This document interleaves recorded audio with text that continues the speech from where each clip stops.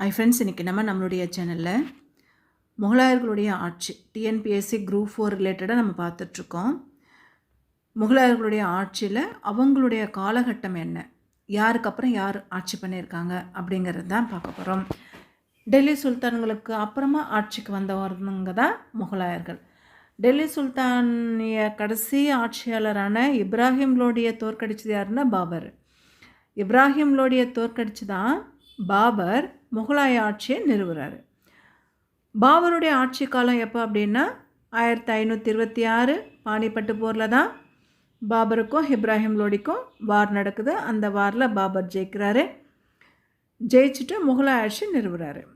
இவருடைய ஆட்சி காலம் 1526லேருந்து 1530 வரைக்கும். பாபருக்கு அப்புறமா பாபருடைய பையன் ஹுமாயூன் ஆட்சிக்கு வராரு. அவருடைய ஆட்சி காலம் 1530 பாபர் இறந்ததுக்கப்புறமா ஆட்சிக்கு வராரு. 1530லேருந்து 1555 வரைக்கும் இவருடைய காலகட்டம். நடுவில் இவருடைய ஷூர் வம்ச ஆட்சி நடக்குது.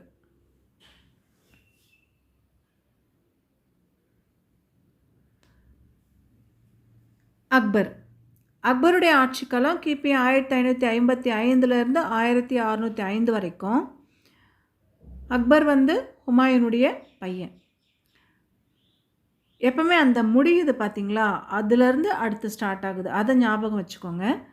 அக்பருடைய பையன் ஜஹாங்கீர், அவருடைய ஆட்சி காலம் அக்பருடைய ஆட்சி காலம் 1605 முடியுது இல்லையா.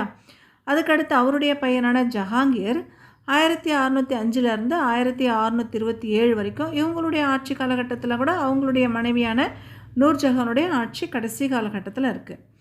அடுத்து ஜஹாங்கீருடைய பையன் ஷாஜஹான். இவருடைய ஆட்சி காலம் பார்க்கும் பொழுது கிபி 1627லேருந்து 1657 வரைக்கும் ஷாஜஹானுடைய ஆட்சி காலம்.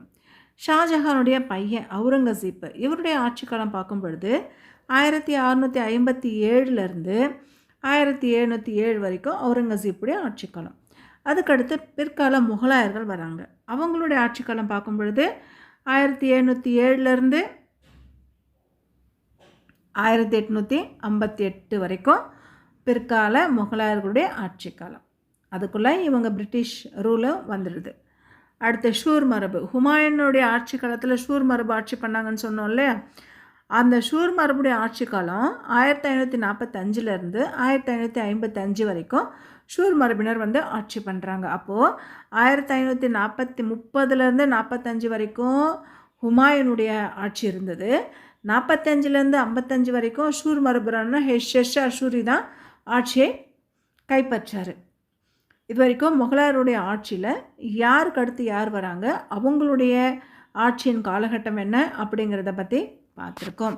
இது உங்களுக்கு டிஎன்பிஎஸ்சி குரூப் 4 குரூப் 2 ரிலேட்டடாக ரொம்பவே யூஸ்ஃபுல்லாக இருக்கும்.